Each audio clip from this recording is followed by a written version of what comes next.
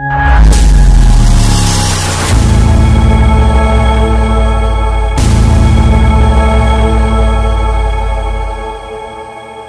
के साथ अवैध संबंध के शक में पड़ोसी ने पड़ोसी को मारकर खाड़ी में फेंका। मृतक व्यक्ति एसटी डिपो में ड्राइवर के पोस्ट पर था कार्यरत। वापी पुलिस ने पारडी पुलिस के साथ मिलकर सुलझाया हत्या का रहस्य। वापी पुलिस ने पारडी पुलिस के साथ मिलकर एक अंधे हत्याकांड को सुलझा लिया है।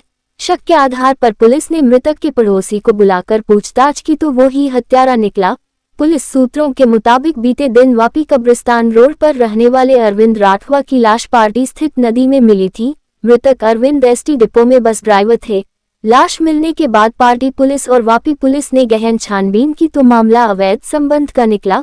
पुलिस ने मृतक अरविंद के पड़ोसी राजू राम सिंह ठाकुर को शक के आधार पर पकड़कर सख्ती से पूछताछ की तो उसने अपना गुनाह कबूल कर लिया। उसने अपने साथी निजय अहमद पंजवानी की मदद से अपने घर पर बुलाया और हाथ पैर बांधकर खूब पीटा। इसके बाद कट लगा दिया जिससे अरविंद की मौत हो गई। इसके बाद दोनों ने अरविंद की लाश नदी में फेंक दी। हत्या का मुख्य आरोपी राजू रिक्शा चालक है। उसे शक था कि उसकी पत्नी के साथ अरविंद के अवैध संबंध थे।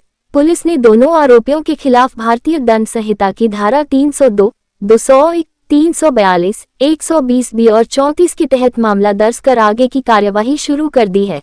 इस संदर्भ में डीवाईएसपी ने क्या कहा, आइए सुनते हैं। वापी एसटी डेपो में ड्राइवर तरीके फरज बजावता अरविंदभाई गमलाभाई राठवा जे वापीना कब्रस्तान विस्तार में हालानी कॉम्प्लेक्स में भाड़ाथी रहता था। तेओ एकला रहता था अने तेमनो परिवार तेमना वतन छोटाउदेपुर खाते रहतो हतो। छेल्ला 10 दिवसथी आ अरविंदभाई तेमना परिवारना संपर्कमां न होय तेथी तेमना परिवारना सभ्योए वापी आवी तपास करेली અને તેઓ મળી ન આવતા તેમના પરિવારના સભ્યોએ વાપી ટાઉન પોલીસ સ્ટેશનમાં અરવિંદભાઈ ગુમ થવા બાબતે જાણવાજોગ ફરિયાદ આપેલી હતી।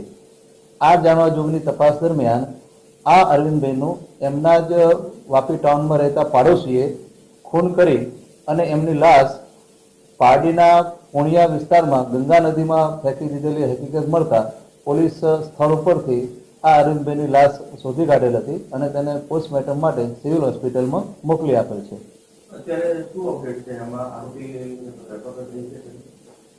અત્યારે પોલીસે 2 આરોપીની પૂછપરછ કરી રહી છે અને ખરેખર આ અરવિંદભાઈની હત્યા કેવા કારણોસર કરી છે એની વિગત જાણી રહી છે। પ્રાથમિક જે વિગતો મળી છે એ પ્રમાણે આ અરવિંદભાઈ રાજુભાઈ રામસંગભાઈ ઠાકુર નામના ઈસમની બાજુમાં રહેતા હતા અને એમની પત્ની સાથે અરવિંદભાઈને સંબંધો હતા અને આ રાજુભાઈની પત્ની પણ ઘણા દિવસથી ઘરેથી જતી રહેલી હતી। આ રાજુભાઈ એમની પત્નીની શોધમાં હતા। દરમિયાન એમને અરવિંદભાઈ ઉપર શક વહી ગયેલો અને અરવિંદભાઈ પણ એમની પત્ની ગુમ થયેલ એ દરમિયાન એ પોતે પણ એમના ઘરે હાજર ન હતા। તેથી આ રાજુભાઈએ અરવિંદભાઈને ફોન કરીને બોલાવેલા અને એમની પત્ની બાબતે પૂછપરછ કરેલી અને એમને પોતાના ઘરમાં બાંધી અને એમના મિત્ર નિઝાર મોહમ્મદ પંજવાણી એ બંને સાથે મળીને અરવિંદભાઈને મારેલા। એ દરમિયાન અરવિંદભાઈએ આ રાજુભાઈની પત્નીને પોતે લઈ ગયા છે અને વડોદરા મુકામે રાખેલી છે એવી હકીકત જણાવતા આરોપી છે વધારે ઉશ્કેરાઈ ગયેલા અને એમને રૂમમાં પૂરી રાખી અને વધારે માર મારેલ। એ માર દરમિયાન અરવિંદભાઈ મરણ જતા બંને આરોપીઓ ભેગા મળી અને રિક્ષામાં અરવિંદભાઈને પારડી મુકામે પાણિયા બાજુમાં નદીમાં નાખી આવેલા। हाँ, અત્યારે પ્રાથમિક તપાસમાં જે આરોપી છે એમની પત્ની સાથેના મરણ જનારના સંબંધોના કારણે આ હત્યા થયેલો હોવાનું જણાઈ આવે છે।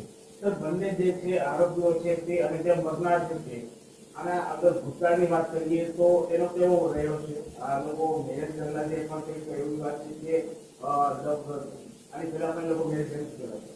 આરોપી છે એ પણ પરણિત